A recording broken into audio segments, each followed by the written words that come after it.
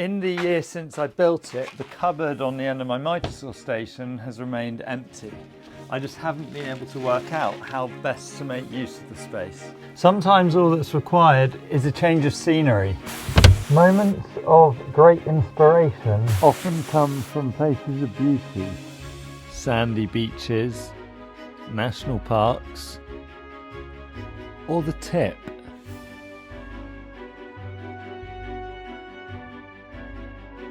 The moment I laid eyes on these trays, I knew exactly what to do with them. Thanks to Torin, Bobby, Aaron, Sophie, number lines Erin and George, I had a solution and a new project to complete. I began by working out the spacing. The cupboard is slightly wider than what is required for 2 trays side by side. So I'm going to use 25mm plywood from my old workbench for the outer runners, and then I'll fix 14mm bed slats to a central 12mm ply divider for the inner runners.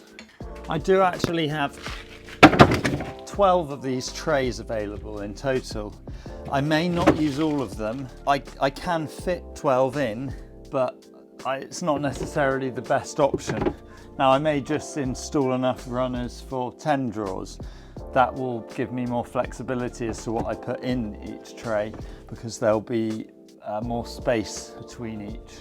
Whether I have 12, 10 or even 8 trays inside of the cupboard, I still need to determine the position of the bottom and top trays, because I need to make sure they don't interfere with the hinges. So at the bottom, I need to ensure that the tray clears the top edge of the hinge. So the tray I think is 80mm tall. So if I measure 80mm, say 82, just to give it that extra clearance, and that gives us this line here. So that's where I will start measuring up. It's a similar situation at the top. I need the top of the tray to clear the bottom edge of the hinge. So again, I'll drop that down by about 2mm, and that gives me this line here. The measurement between those 2 points is 500mm.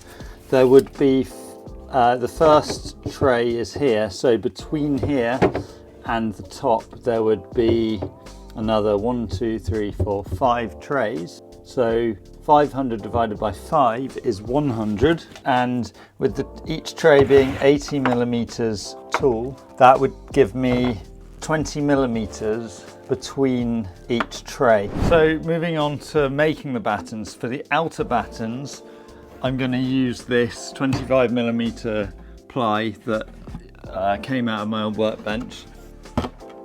I'll cut into strips. And for the inner battens, I'll use these old bed slats, and I've only got 7 of them, so I'll need to cut each one in half along its length to give me enough.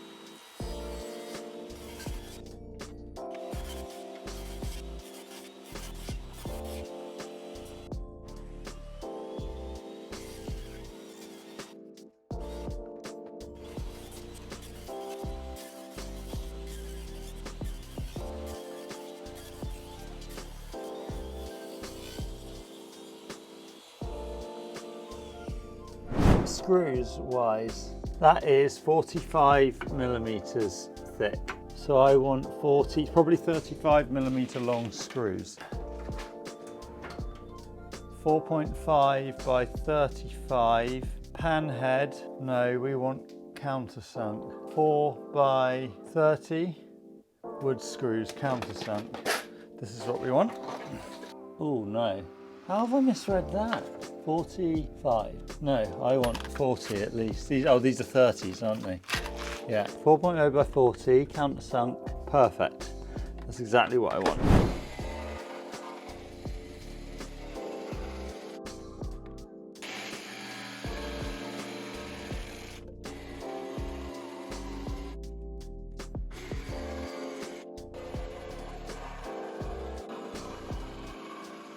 So I've now cut this to size. It should essentially resemble another one of these side pieces. Oh shit, I've messed up big time.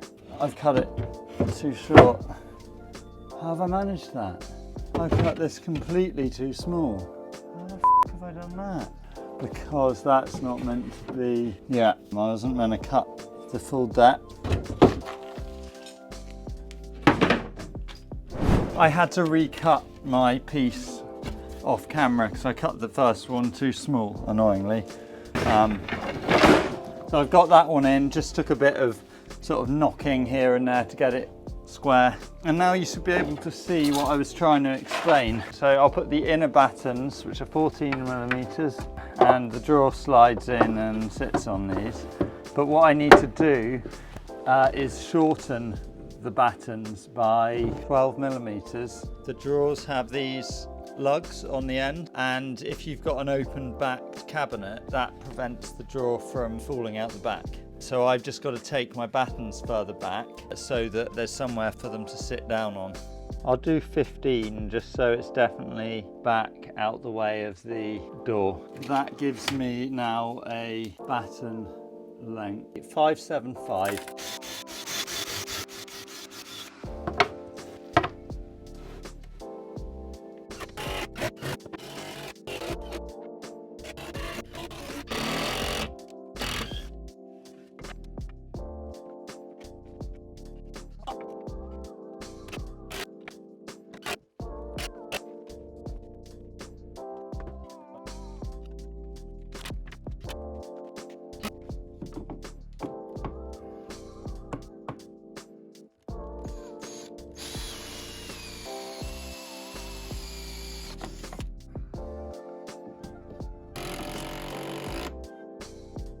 So now it's onto the small matter of choosing what goes into each tray. Conveniently, all of this stuff is already sorted into piles that would fit into each tray. It's almost as if I finished building the cupboard 6 months ago and I've only just got around to filming the part of the video where I populate it with tools.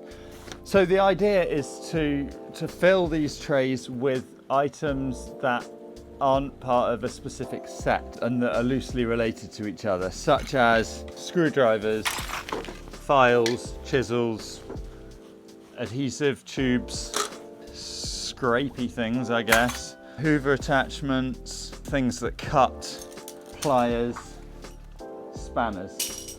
I'm saving the drawer space for things like sets of items that might have a foam cutout and I guess tools that I use more frequently. I think now it's just a case of trying to remember how I had all of the trays organised, because we spent 6 months learning where everything goes. Now I've just yanked it all out without any thought as to how it's all meant to go back in. I think I had the adhesives at the top, because they've got that little extra space. And you see they won't go back any further. I think we'll have chisels and spanners. I know that the screwdrivers were second down on the right. And then I guess those can go, and we can have spanners, pliers, things, and hoover parts. And there you have it, a nice new space that houses all of the tools that didn't really have a space before. It's going to make things much easier in the workshop when I'm doing a project and I want to find a tool that I don't use very often. And it's also one step closer to turning this into a space that I can be really productive in. Now, if you enjoyed this video, please remember to give a thumbs up below, subscribe, and I'll see you in the next one.